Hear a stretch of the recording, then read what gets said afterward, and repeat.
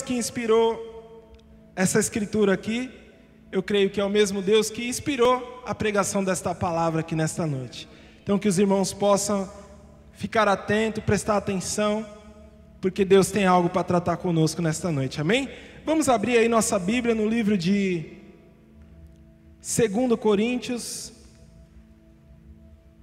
segundo livro de Coríntios, segunda carta aos Coríntios, capítulo de número 4.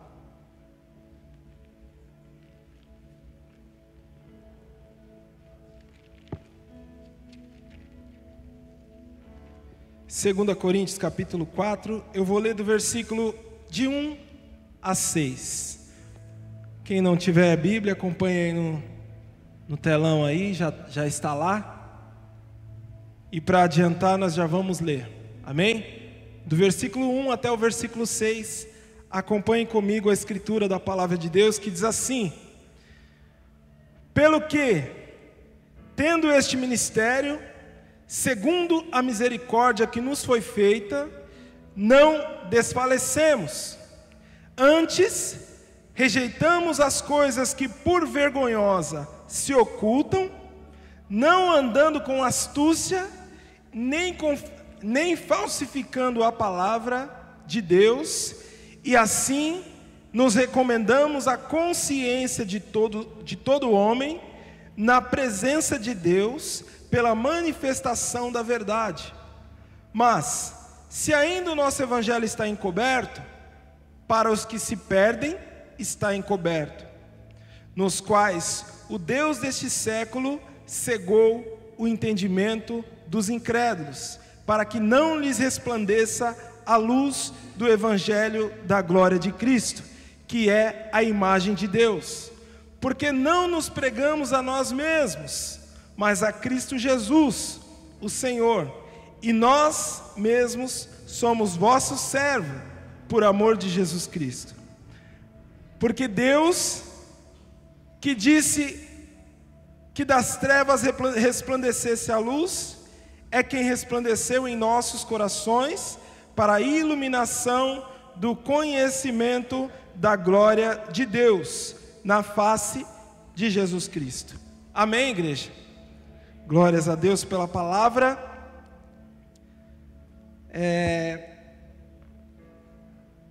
Vamos examinar aqui um pouco essa escritura, e eu creio que será muito proveitosa para nós nesta noite. Bom, o apóstolo Paulo, que foi um dos maiores pregadores do evangelho, era um homem destemido, um homem que tinha consciência do seu chamado, alguém que tinha uma sensibilidade extraordinária, e o Espírito Santo falava em seu coração: vai pregar em tal lugar, e ali ele ia. E o Espírito Santo falava: atravessa daqui para lá, e ele ia, pregando a mesma palavra, a palavra de Deus. Mas os judeus, que eram ali seus, vamos dizer assim, seus conterrâneos, seus irmãos ali, enfim, nem todos criam na mensagem. Aliás, a grande maioria não cria na mensagem de Paulo. E alguns falsos pregadores, falsos profetas, vamos falar assim, eles tentavam desmerecer, desvalorizar a pregação de Paulo. Como que eles iam conseguir fazer isso? Denegrindo, falando mal de Paulo, falando que Paulo não era um dos 12 para ser considerado um apóstolo, dizendo que Paulo era um fracassado, porque nem os dele mesmo aceitavam e acreditavam na sua pregação, dizendo que Paulo era fracassado no seu ministério, porque em muitos lugares foi rejeitado, muitas vezes foi apedrejado, muitas vezes foi preso. Então, com esses argumentos, eles tentavam enfraquecer a palavra que Paulo pregava. O problema é que a palavra que Paulo pregava era a palavra de Deus, Tem como enfraquecer a palavra de Deus, meu irmão? E Paulo decidiu responder, escreveu essa carta meio que para se defender dessas acusações. Paulo resolveu escrever essa carta para tentar orientar aquelas pessoas a não dar ouvido para esses falsos profetas que estavam tentando denegrir a imagem de Paulo. E aí Paulo começa escrevendo aqui, no capítulo 4: pelo que tendo este ministério, segundo a misericórdia que nos foi dada, que nos foi feita. O que Paulo está querendo dizer aqui, meu irmão? Paulo está querendo dizer que o evangelho que ele prega com tanta firmeza, com tanta vontade, com tanta coragem, esse evangelho não é dele próprio. Esse evangelho foi entregue a ele por misericórdia. Aleluia. Por isso Paulo era tão destemido. Por isso Paulo tinha certeza do que ele estava falando. Paulo não estava preocupado com o que as pessoas falavam dele. Paulo não estava preocupado com aquelas rodinhas conspirando contra ele. Paulo não estava preocupado com o que as pessoas prejulgavam ele. Paulo estava preocupado com a salvação de almas. Paulo sabia de onde vinha a fonte que ele espalhava, que jorrava de dentro dele. Paulo tinha convicção da fé que ele professava.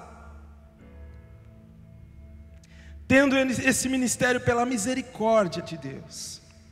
Paulo sabia que o seu ministério não vinha dele próprio. Portanto, ele não tinha mérito, mas também não tinha demérito. Ninguém podia acusar Paulo de fazer qualquer coisa diferente, porque ele estava ali como servo, e como servo de Deus, ele estava servindo as pessoas com a palavra de Deus. Amém, igreja? O que eu aprendo com isso? Onde eu posso aplicar isso, meu irmão? A aplicação disto é que nós, às vezes por causa de uns e de outros, por causa de uma fofoca, por causa de uma palavra maldada, nós queremos parar, nós queremos mudar, nós queremos sair, nós queremos desanimar. E ele termina o versículo 1 dizendo assim, não desfalecemos. Você sabe, meu irmão, de onde vem o seu dom? Qual é o seu ministério aqui na igreja? Qual é o seu trabalho para a obra do Senhor? Não digo nem aqui nessas 4 paredes, mas qual é o trabalho que Deus confiou nas tuas mãos? Qual é o dom que Deus confiou nas tuas mãos?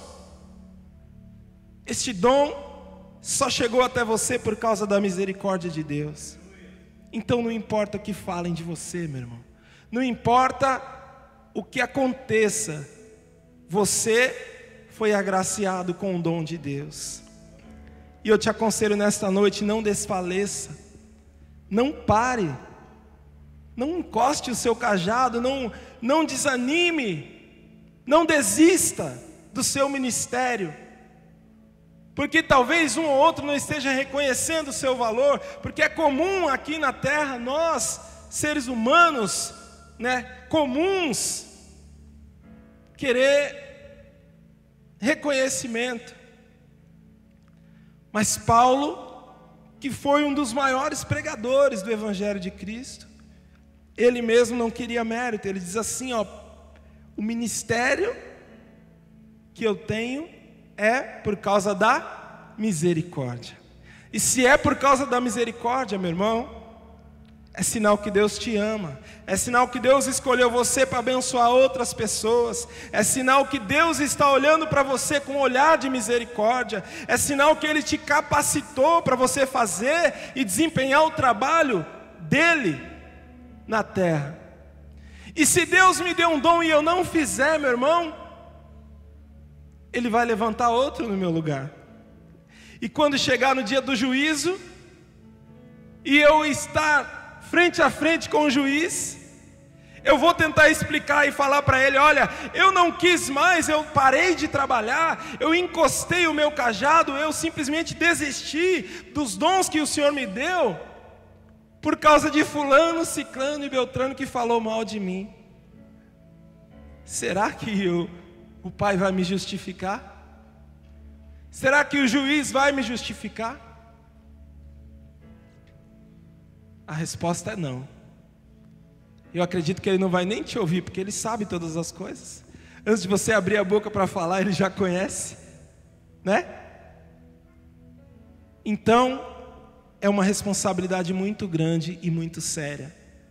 Se Deus te deu um dom, meu irmão, independente do que aconteça, independente do que falem a seu respeito, tenha sempre na sua memória e no seu coração que esse dom que você exerce foi entregue a você por misericórdia, por graça. Você talvez nem merecia, assim como eu também não mereço, mas Deus, em sua infinita bondade e misericórdia, escolheu você para espalhar o amor, para espalhar a graça, para espalhar a palavra de Deus. A fonte da água da vida está em você. Não despreze o dom que Deus te deu, meu irmão. Não despreze o trabalho que Deus colocou nas tuas mãos, por causa de pessoas que estão querendo denegrir a sua imagem, para acabar com o trabalho que você faz e que você realiza em prol da obra de Deus.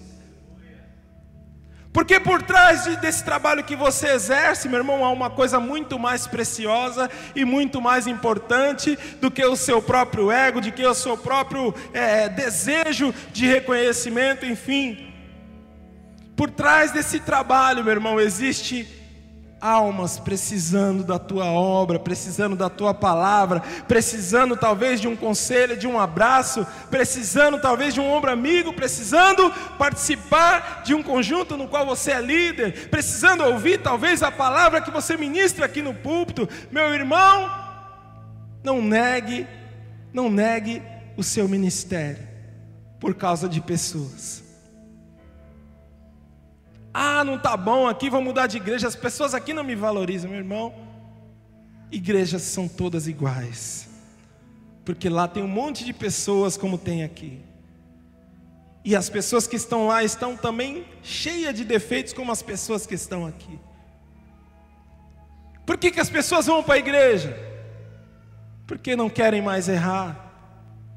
Só que elas chegam aqui ainda errantes, e à medida do que conhece, do que aprende, elas vão direcionando, caminhando num caminho mais reto. Mas até isso acontecer, meu irmão, quantas dificuldades nós passamos juntos.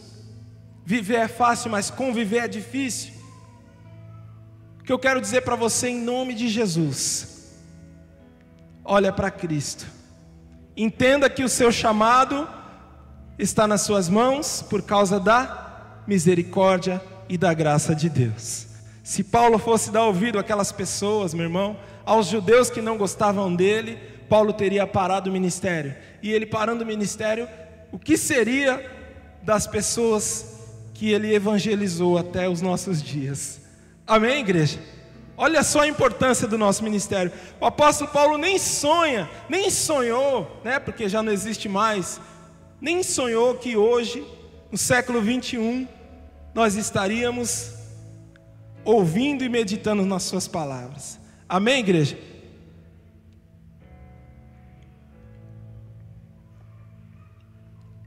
Atendi uma pessoa essa semana na loja, um cliente,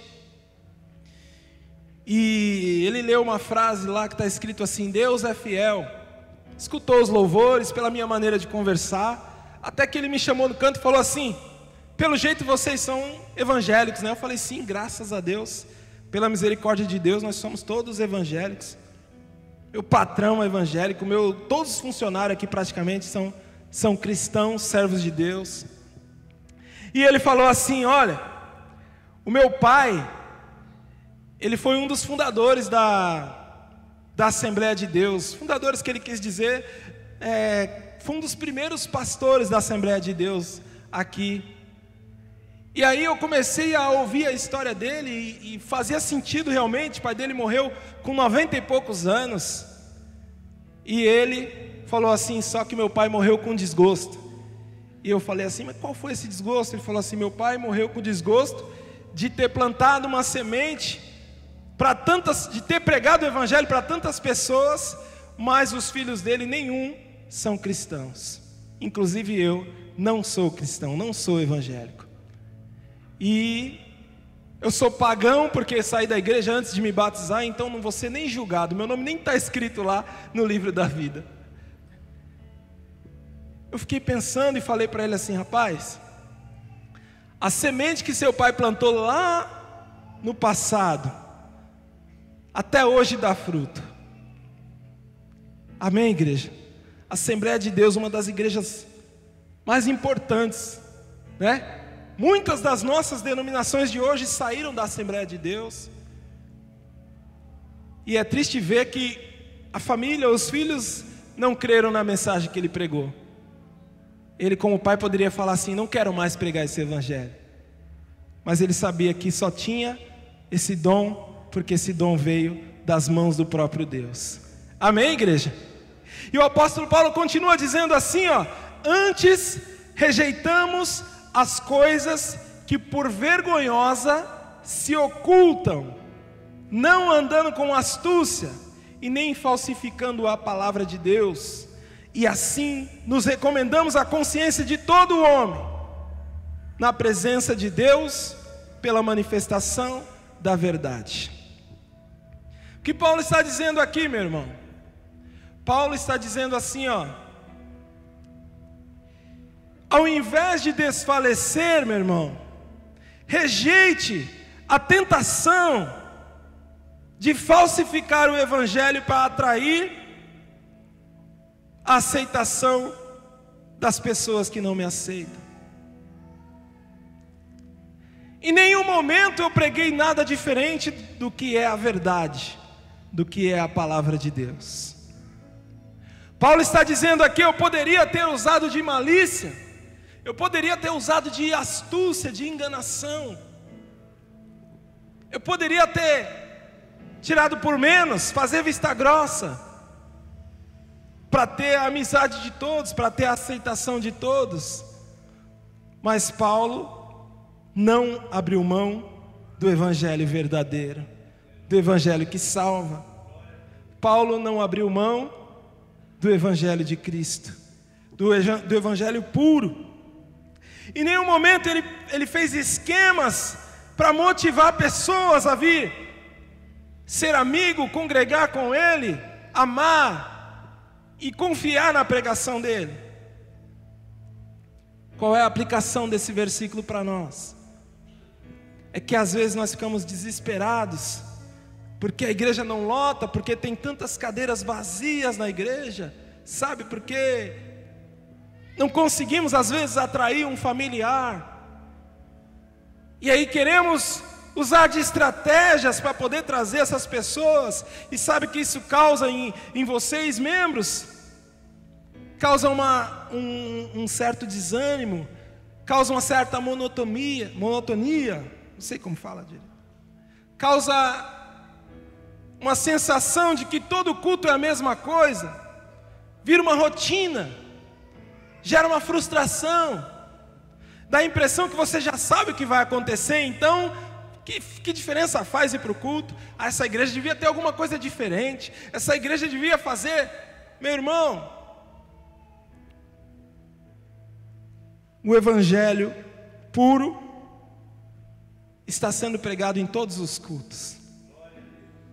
O pastor não tem que plantar bananeira aqui na frente para atrair pessoas. O pastor não pode negociar a palavra de Deus para atrair pessoas. E até tem igrejas fazendo isso, né?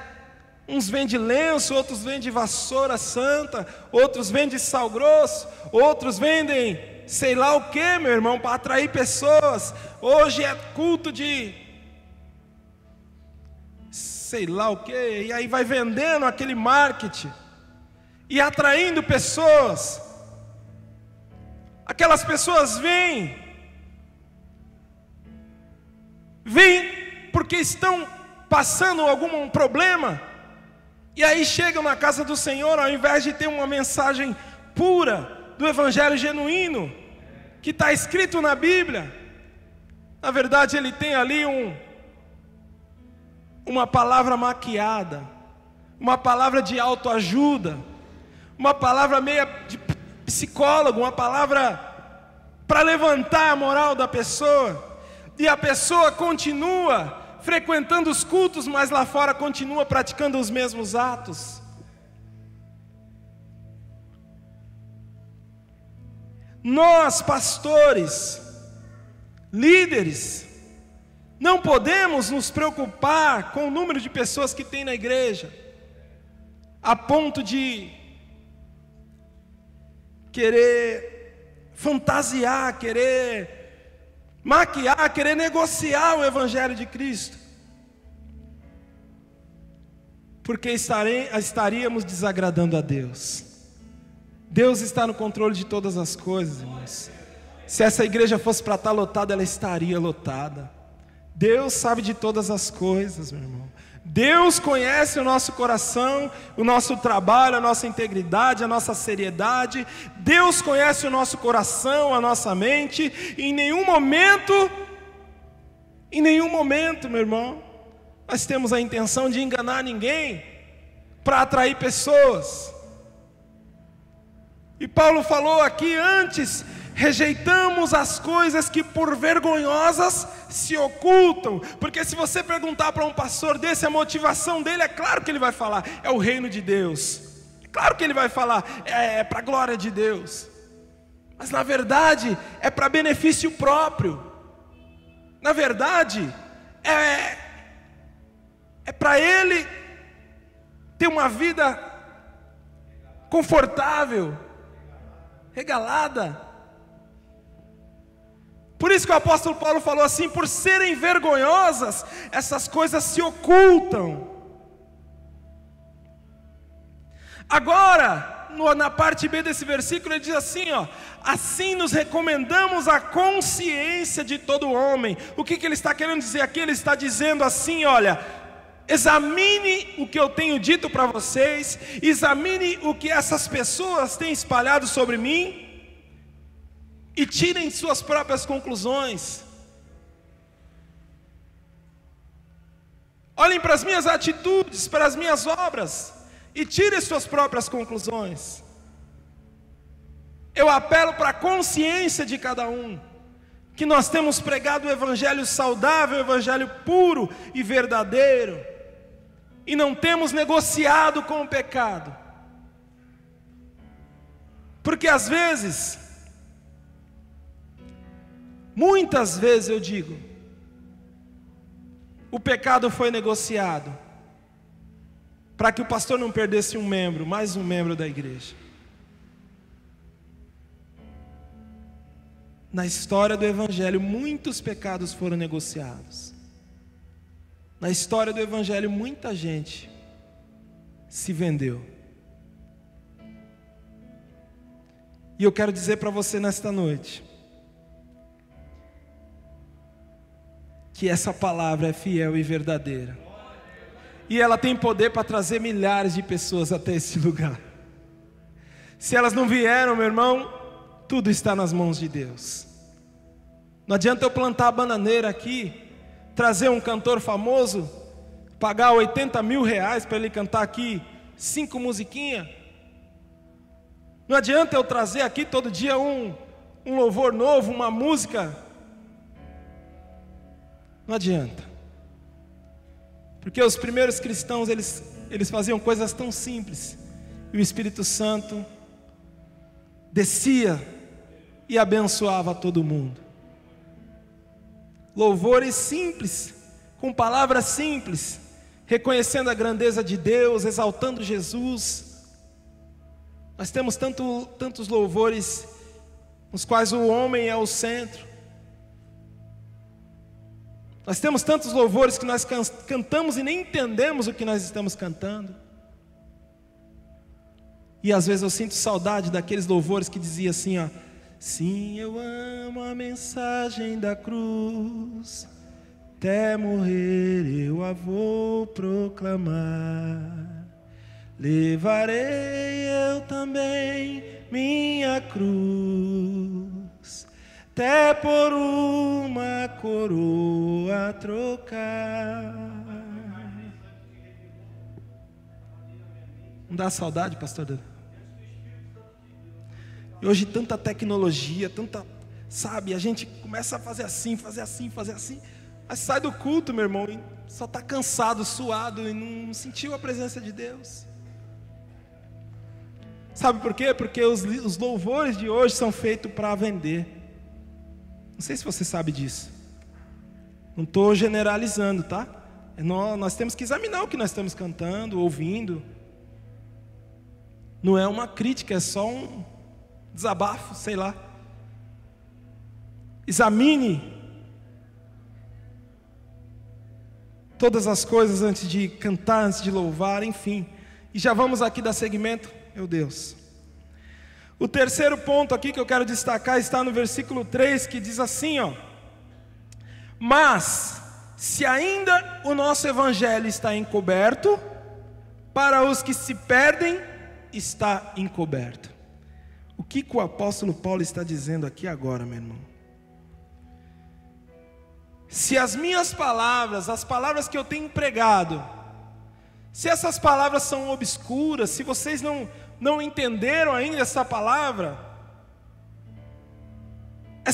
só está encoberta para aqueles que estão se perdendo.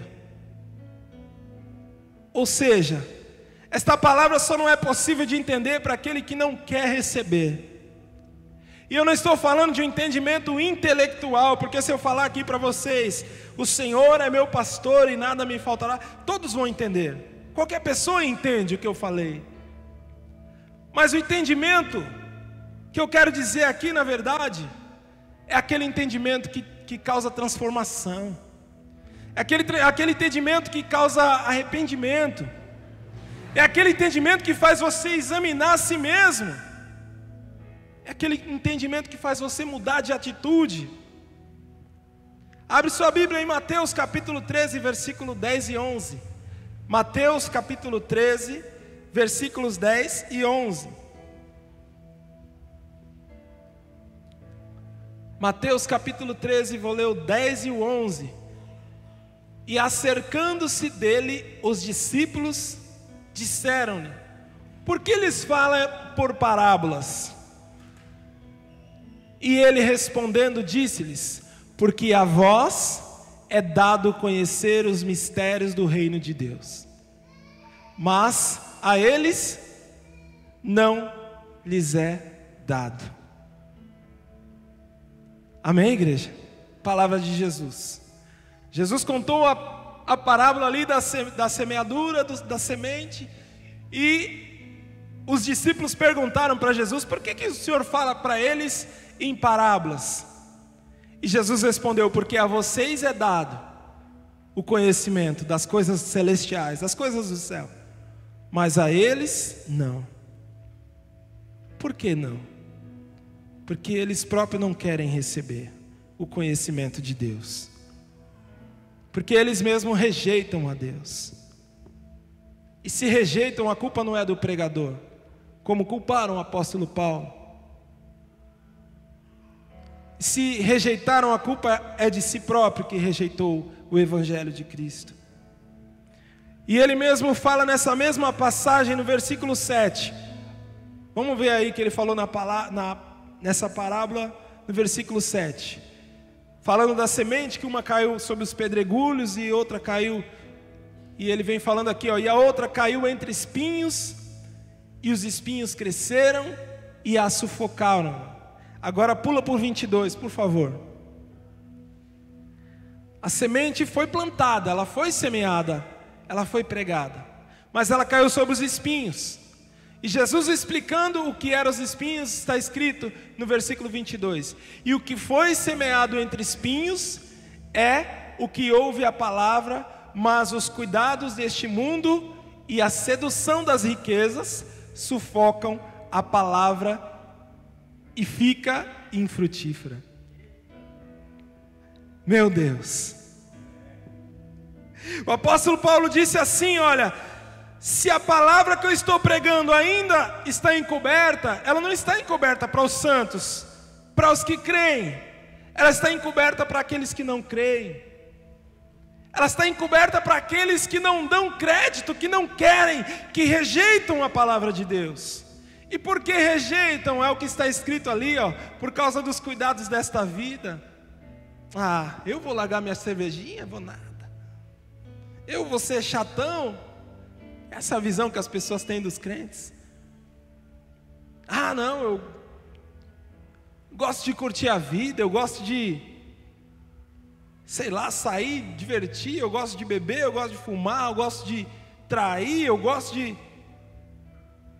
Então, por causa destas coisas, ele acaba não conseguindo aceitar a palavra verdadeira, a palavra salvífica, a palavra de Deus. É como se ele estivesse trocando a verdade pela mentira, porque a mentira favorece ele. Para esses, o reino de Deus está encoberto. Para esses, o reino de Deus está obscuro. Não entendem a palavra porque não querem entender. E como eu já disse, não estou falando de um entendimento intelectual. Estou falando de um entendimento que transforma, um entendimento interno, coração, da mente, renovação da mente. De olhar para si mesmo e falar: eu sou um pecador, eu careço da glória de Deus, eu necessito da misericórdia de Deus. Porque se uma pessoa não se sente culpada, jamais ela vai pedir desculpa. Se uma pessoa não se sente devedora, jamais ela vai querer pagar alguma coisa. Se uma pessoa não se sente pecadora, jamais ela pedirá perdão e se arrependerá dos seus pecados. Quem está entendendo o que Deus está falando conosco nesta noite? Se eu não me acho pecador, por que eu pediria perdão para Deus pelos meus pecados? Não faz sentido. As coisas desta vida são os espinhos, e nos sufocam, e tiram o nosso tempo, e tira a nossa energia, tira às vezes o nosso prazer de viver. E em busca de prazeres eu rejeito a palavra de Deus. Porque quem crê na palavra de Deus está crendo no porvir, está crendo no que há de vir. Mas quem não crê, ele está querendo a glória de Deus para agora. Ele está querendo prazeres para agora. Ele está querendo viver bem agora. Essa é a diferença, meu irmão. E o apóstolo Paulo está dizendo assim, olha: se ainda o evangelho está encoberto para aqueles que não aceitam, que rejeitam a verdade. Amém, igreja? E passando aqui para um quarto ponto, no versículo 4 diz assim, nos quais o Deus com letra minúscula, o Deus deste século, cegou o entendimento dos incrédulos, para que não lhes resplandeça a luz do evangelho da glória de Cristo, que é a imagem de Deus. Agora o apóstolo Paulo está falando de uma atuação demoníaca que conspira para tirar você do alvo, para tirar você do foco. Então existe sim a rejeição da parte da pessoa, mas existe também um processo espiritual que conspira para tirar a pessoa do foco e perder a sua salvação.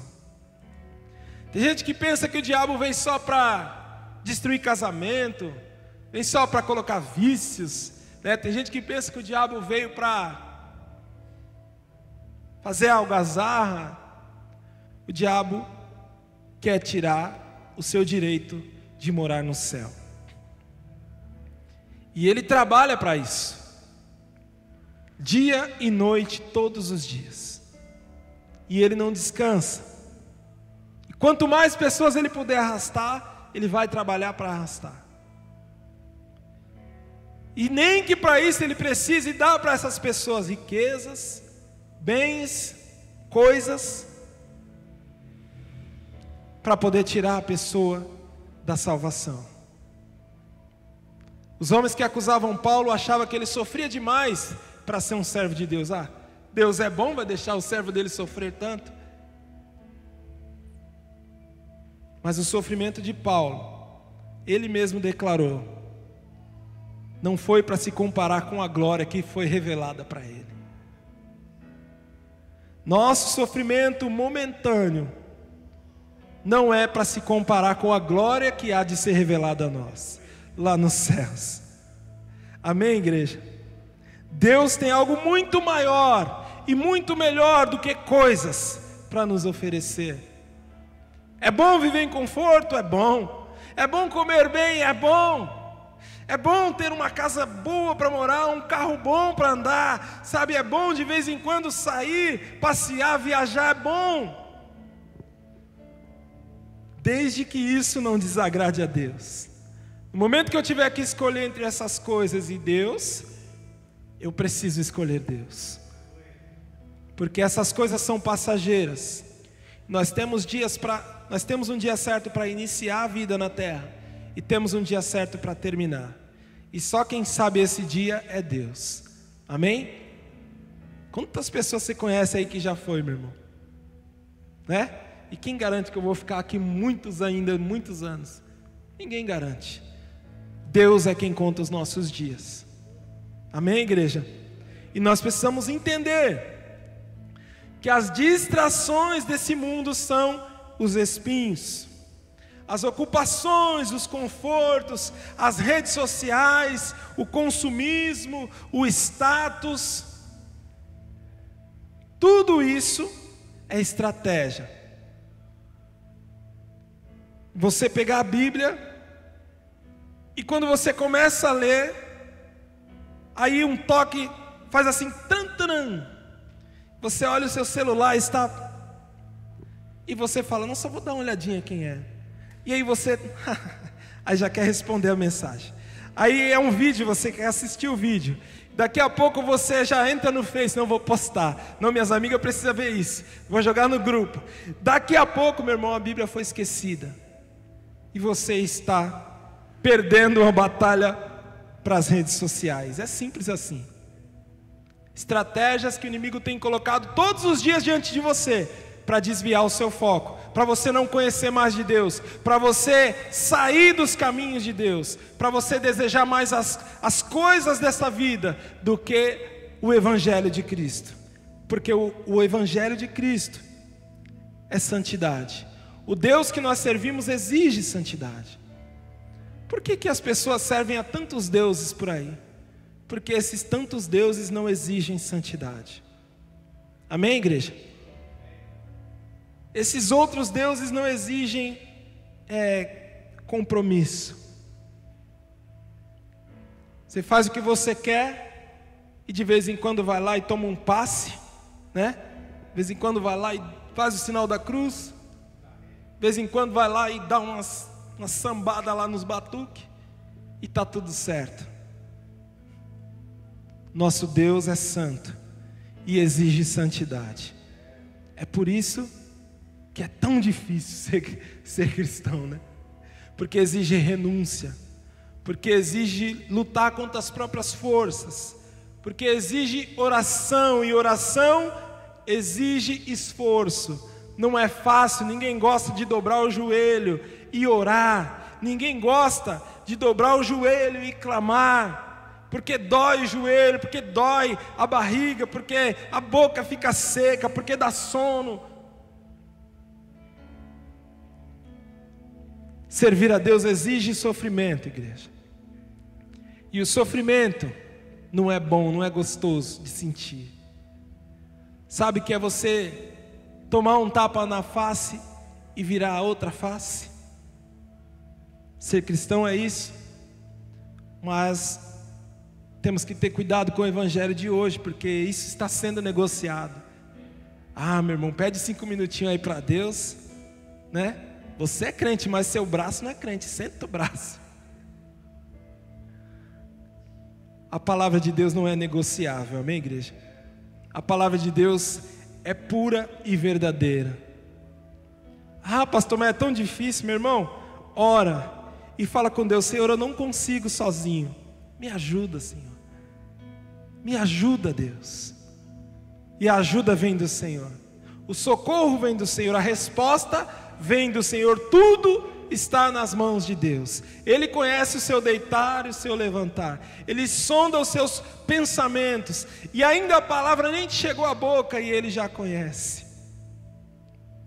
Deus sabe que você precisa melhor do que você mesmo.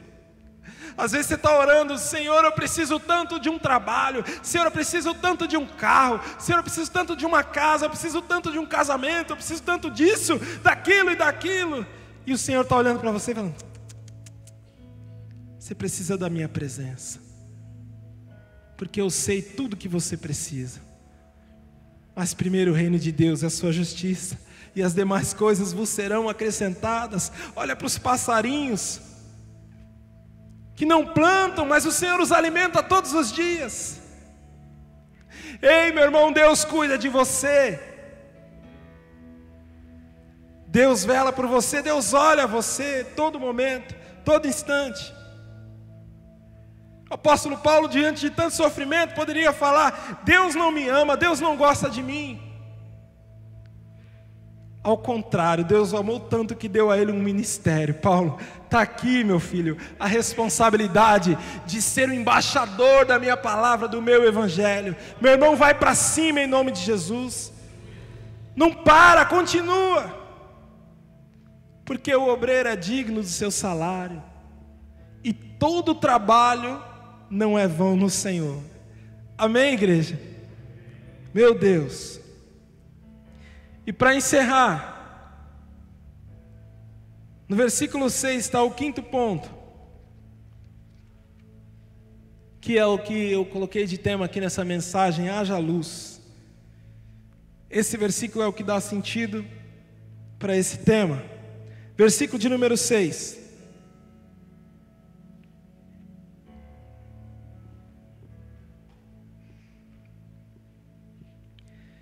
Que diz assim: porque Deus, que disse que das trevas resplandecesse a luz, é quem resplandeceu em nossos corações para a iluminação do conhecimento da glória de Deus na face de Jesus Cristo.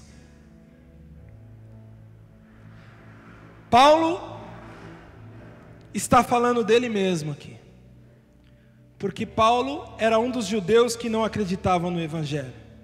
Paulo era um dos judeus que perseguia os cristãos. Quantos cristãos foram presos pela mão de Paulo? Quantos cristãos foram atacados? Quantos cristãos foram torturados pelas mãos de Paulo? Quantos cristãos sofreram pelas mãos de Paulo? Abra aí o livro de Atos capítulo 9. Atos capítulo 9, um pouquinho antes de Coríntios.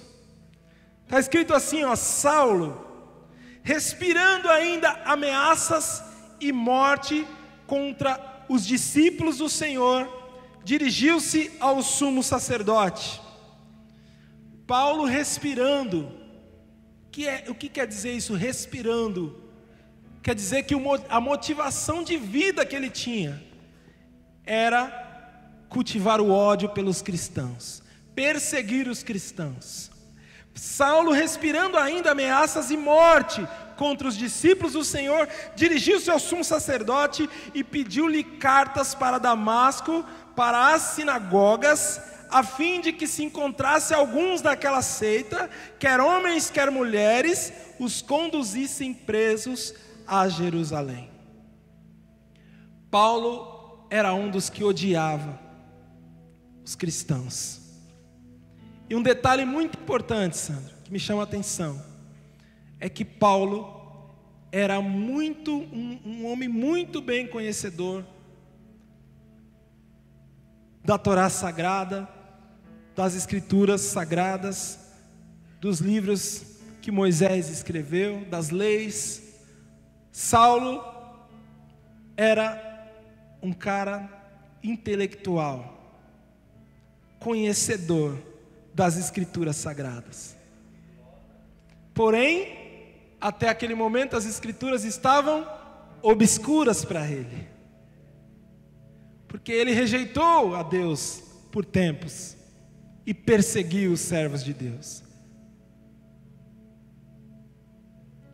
E a Bíblia diz ainda que Paulo, no versículo 3 aqui, indo a caminho de Damasco, aconteceu que chegando perto de Damasco, subitamente o cercou o quê?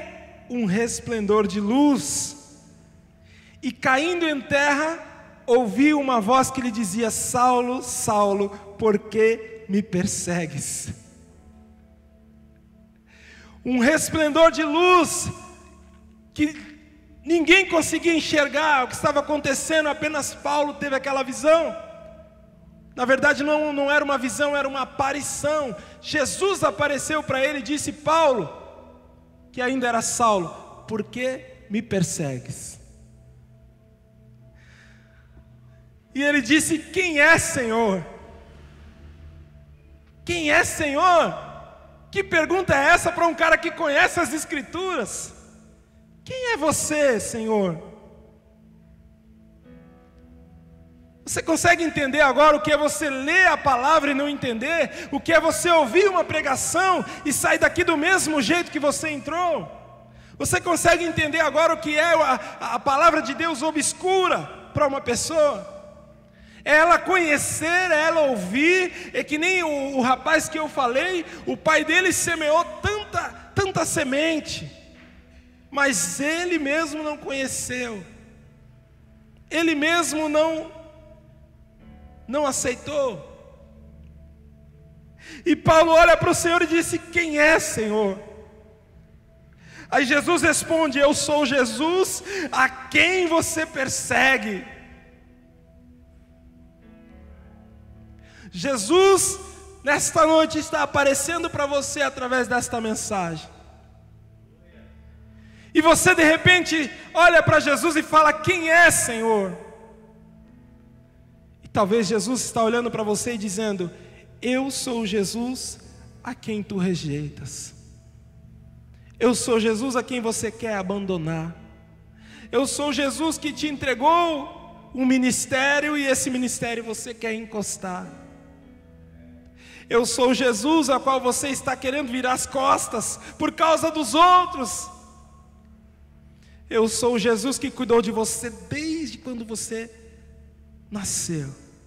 Eu sou Jesus que formou os seus ossos no ventre ainda da sua mãe. Eu sou Jesus que te escolheu no ventre. A Bíblia diz que Paulo saiu daquele lugar e foi até uma casa. O mesmo Deus avisou o profeta Ananias que foi lá, orou por Paulo. E no versículo 17 está dizendo assim, e Ananias foi e entrou na casa, impondo-lhe as mãos, disse: irmão Saulo, o Senhor Jesus que te apareceu no caminho por onde vinhas, me enviou para que tornes a ver e seja cheio do Espírito Santo. E logo lhe caíram dos olhos como que umas escamas, e recuperou a vista, e levantando-se, foi batizado. Meu Deus, o que isso tem a ver, pastor, com o que você leu? E o que eu li aqui está escrito, irmão, porque Deus que disse: haja luz, esse Deus fez resplandecer em mim a luz que me tirou das trevas. Ele fez eu enxergar as Escrituras como elas realmente são. O que era obscuro para mim agora não é mais. Gênesis capítulo 1, versículos 2 e 3. A terra era sem forma e vazia, e havia trevas sobre a face do abismo. Versículo 3 diz: e disse Deus: haja luz. Paulo fez menção disso aqui, ó. O Deus que disse das trevas resplandeça a luz. Paulo está comparando o momento em que ele conheceu Jesus com o mesmo momento em que Deus criou o mundo e disse: haja luz na terra. Paulo entendeu que o milagre realizado pelas mãos de Deus, pela palavra de Deus, no dia que ele disse haja luz, foi o mesmo milagre que a luz de Deus o fez sair das trevas, porque a partir daquele momento ele entendeu a mensagem da cruz, porque a partir daquele momento ele entendeu que estava perseguindo aquele que o amou. Meu irmão, quando você acredita no Evangelho, quando você aceita a palavra de Deus, a partir desse momento vem uma luz que brilha dentro de você e faz você enxergar que você é filho de Deus. Aleluias. Aleluias, e a palavra não é mais obscura, a palavra não é mais tapada diante dos seus olhos. As escamas neste momento elas caem, e você consegue entender com clareza que Deus enviou o seu Filho amado, o seu único Filho, para morrer por você e por mim, para nos tornar novamente amigos de Deus, para nos reconciliar com Deus, para pagar a nossa dívida com Deus. Nós não temos como pagar os nossos pecados para Deus, mas Deus enviou o seu Filho amado na terra. Pastor, isso é uma luz maravilhosa. A luz agora resplandeceu sobre a minha vida, porque agora eu entendo que Jesus é o meu Salvador. Agora eu entendo que eu não posso mais deixar de servir a esse Deus. É dessa luz que o apóstolo Paulo está falando, igreja. O milagre da luz que ilumina a escuridão e que faz você enxergar a palavra, que te faz entender que você é filho, a palavra que te faz entender que existe uma promessa para mim e para você. Jesus vai voltar à igreja e vai buscar os seus servos, e aquele que ouviu a pregação da palavra e deu crédito, esse será chamado de filho, esse será arrebatado, esse será abençoado e participará das bodas do Cordeiro, uma festa maravilhosa no céu. Mas aquele que não der ouvido, aquele que manter esta palavra obscura para si mesmo, esse vai sofrer uma grande tribulação na terra. E está escrito que nunca houve uma tribulação semelhante a esta. O julgamento de Deus sobre a terra. E eu te pergunto, vale a pena, meu irmão, rejeitar esta palavra, rejeitar esse Deus? Porque hoje a luz chegou até você. Hoje a luz iluminou a palavra de Deus para você. E está nas tuas mãos agarrar, segurar, ou continuar vivendo a vida desgarrada que você vive, fazendo o que você bem entende, tendo prazer nas coisas desta vida, deixando sufocar a palavra de Deus nos espinhos desse mundo. A decisão é minha e é sua, porque o haja luz de Deus já foi ministrado aqui nesta noite. O apóstolo Paulo,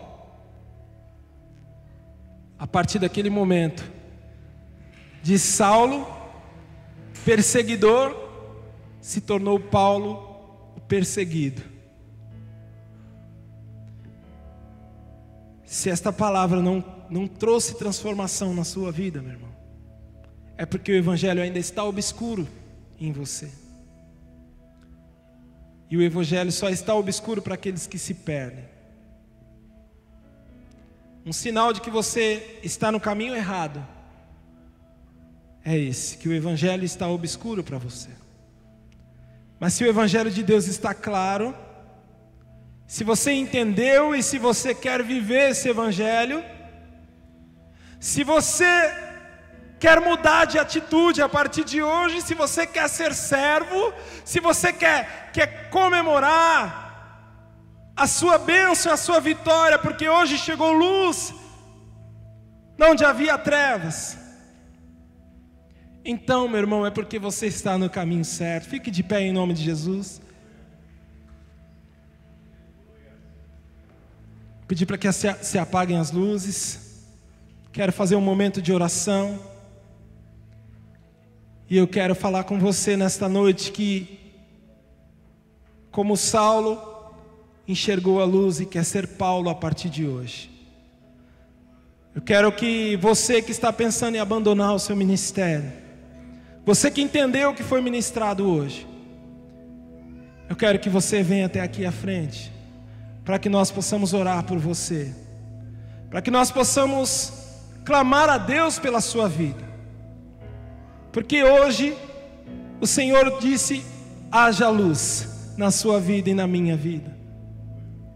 Se você está pensando em desistir, se você ainda não veio, a oportunidade é esta, meu irmão. Aleluias, Deus está cuidando de você, Deus está olhando por você, Ele se importa com você, meu irmão. Ele conhece você, Ele sabe as suas aflições, Ele conhece a sua tristeza, a sua alegria. Ele quer se aproximar de você, meu irmão. Aleluias.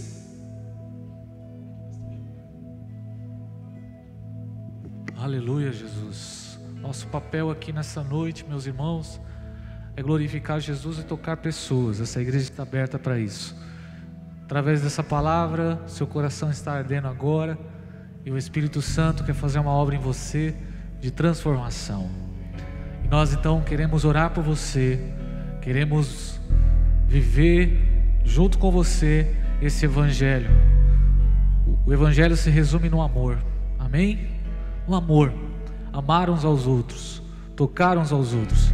Se Deus falou contigo, se essa palavra foi ao seu encontro, e hoje você que está aqui deseja entregar sua vida para Jesus: pastor, eu quero viver esse evangelho, eu quero viver essa palavra, eu quero viver essa vida plena na minha vida. Chegou o tempo, pastor, chegou o tempo, pois todo aquele que invocar o nome do Senhor será salvo, diz a palavra. Todo aquele que invocar o nome do Senhor será salvo. O Pai das luzes, o nosso Pai amado, Ele quer te adotar hoje. Ele quer te adotar hoje, como um filho desgarrado, como um filho que estava longe. Os braços dele estão abertos para te receber. Então feche seus olhos nessa hora, enquanto oramos, enquanto estamos aqui ministrando. Eu creio que Deus vai trabalhar no seu coração. Eu creio que Deus vai fazer essa obra linda na sua vida, como tem feito na vida de tantas pessoas. Quantos estão aqui hoje que um dia ouviram a palavra? Quantos estão aqui hoje que um dia ouviram o evangelho? Quantos que estão aqui hoje que um dia ouviram a voz do Espírito Santo, ouviram a voz do Pai e se renderam a Ele? E hoje estão servindo a Jesus. Hoje são servos de Deus que ministram. Hoje estão na casa do Pai. Hoje estão adorando a Jesus. E essa noite, eu tenho certeza que é uma noite oportuna para você que está aqui, para você que veio aqui hoje, para você que entrou hoje aqui, talvez pela primeira vez, segunda vez. Nós não queremos forçar você, mas faz parte do culto te convidar, faz parte do culto, faz parte da palavra te convidar, porque toda palavra tem um convite, toda palavra ela tem uma intenção de te convidar. Você quer essa vida para você? Você quer se arrepender dos seus maus caminhos? Você quer viver para Jesus? Você quer entregar a sua vida a Ele? Você quer receber essa luz no seu coração? Se você deseja fazer isso, ore junto comigo nessa hora. Oremos juntos. Entregue a sua vida para Jesus aí onde você está, em nome de Jesus. Eu vou fazer uma oração aqui por causa do tempo, e eu queria que você repetisse essa oração, mas você só vai repetir essa oração se for de coração, se for isso mesmo que você quer. Amém? Aqueles que já entregaram a vida para Jesus podem também orar junto comigo. Mas se você nunca orou dessa forma e deseja orar, repita essa oração comigo. Levanta sua mão para o céu, feche seus olhos ou coloque a mão no seu coração e declare assim: Senhor Jesus, nesta noite, mais uma vez, eu ouvi a sua voz, através da sua palavra, e eu reconheço que sem o Senhor, eu nada sou, a minha vida é vazia, a minha vida não tem sentido. Por isso nessa noite, eu me arrependo dos meus pecados e eu entrego a minha vida ao Senhor. Repita isso, se você for fazer isso de coração, declare: eu entrego a minha vida ao Senhor. Eu entrego os meus caminhos ao Senhor. Eu entrego os meus caminhos ao Senhor. Escreve o meu nome no livro da vida. Escreve o meu nome no livro da vida, em nome de Jesus. Diga amém, diga amém, diga assim seja. Alguém fez essa oração pela primeira vez? Pastor, eu nunca orei desse jeito e hoje eu orei dessa forma. Quem fez essa oração pela primeira vez, levanta a mão aí, em nome de Jesus. Pela primeira vez, quem orou dessa forma? Oh, glória a Deus. Glória a Deus. Quem orou dessa forma pela primeira vez? Pastor, eu orei pela primeira vez dessa forma. Levanta a mão. Você pode vir aqui na frente, em nome de Jesus. Vem aqui na frente. Glória a Deus. Vem aqui, isso. Glória a Deus. Irmão, tem alguém aí que quer aceitar Jesus como seu Salvador? Pastor, eu quero aceitar Jesus como meu Salvador. Eu ouvi essa palavra, o pastor estava pregando, meu coração estava ardendo. Eu quero entregar minha vida para Jesus. Vem aqui em nome de Jesus. Vem aqui em nome de Jesus. Eu quero fazer outro convite. Pastor, eu quero pertencer à família, eu quero pertencer a essa igreja, eu quero fazer parte dessa igreja, pastor. Vem aqui em nome de Jesus, nós vamos orar por você. Glória a Deus. Vem aqui em nome de Jesus. Acenda a luz de baixo, acende a luz de baixo da igreja, por favor. Irmãos, estenda as mãos para esses irmãos aqui, ó. Oh, glória, estenda as mãos para eles. Glória a Deus. Vamos orar por eles nessa hora. Você pode levantar sua voz de oração. Comece a interceder por eles. Glória a Deus. Quem faz a obra é o Espírito Santo, amém?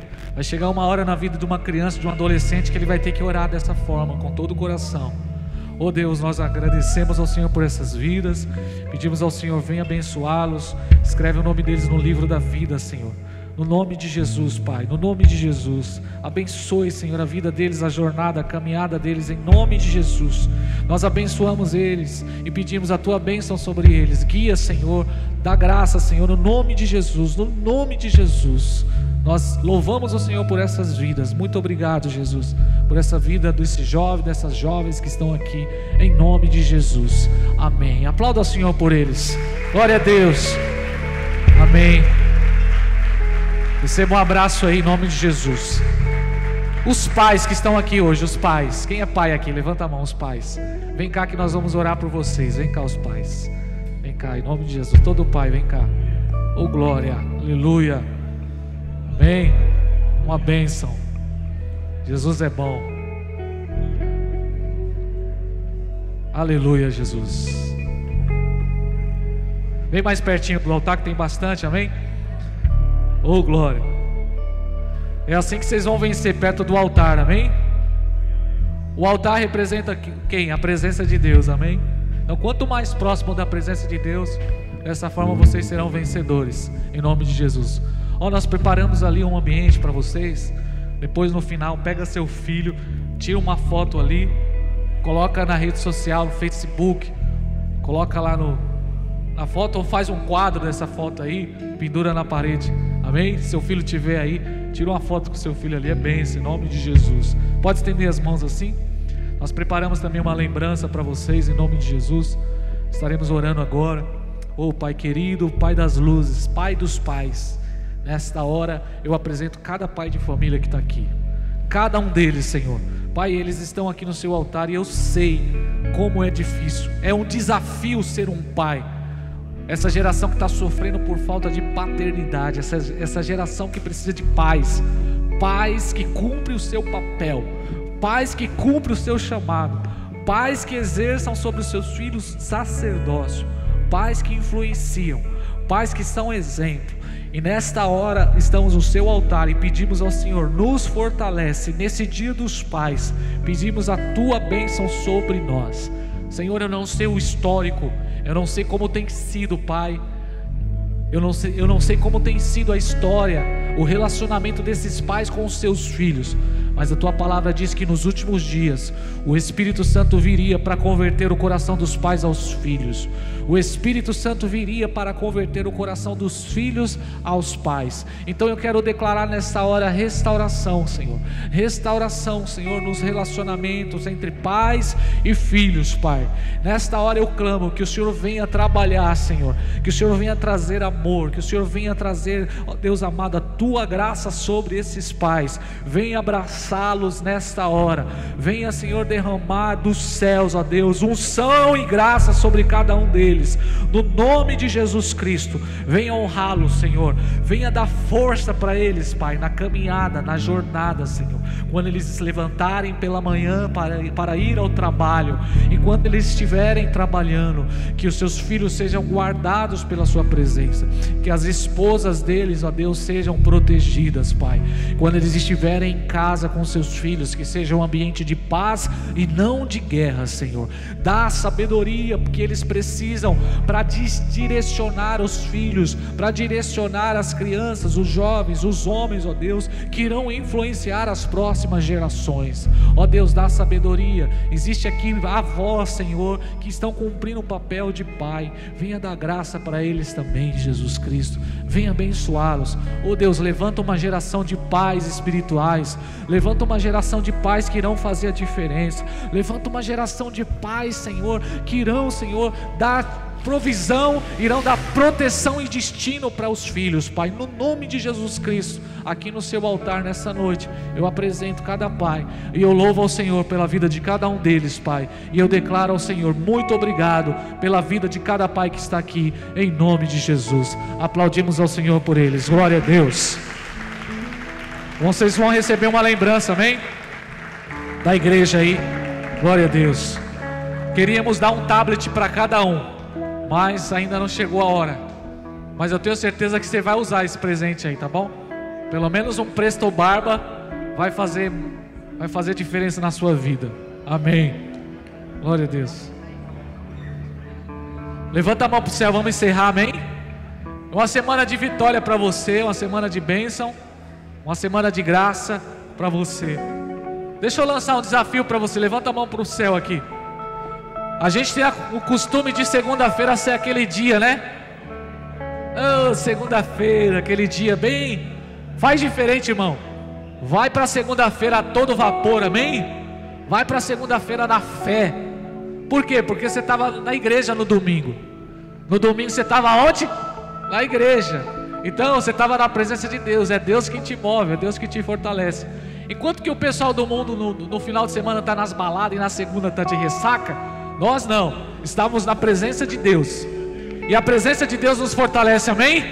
A presença de Deus nos dá vigor, graça. Então a gente vai na segunda-feira e a gente vive a segunda-feira animados, louvando a Deus, agradecendo ao Senhor. Levanta a mão bem alta ao céu. Que a graça de nosso Senhor e Salvador Jesus Cristo, e o amor de Deus, e que a comunhão do Espírito Santo esteja sobre você hoje para sempre. Quem crê, diga: Deus abençoe em nome de Jesus, bem forte. Você vai receber o papel aí da campanha da primícia para trazer o alimento, tá? Tá bom? Pega aí com os obreiros, com os servos. Cadê os servos que irão ajudar? Se tem algum pai aí, ó, vem aqui receber um presente. Tem algum pai aí que não recebeu, vem aqui. Tá bom?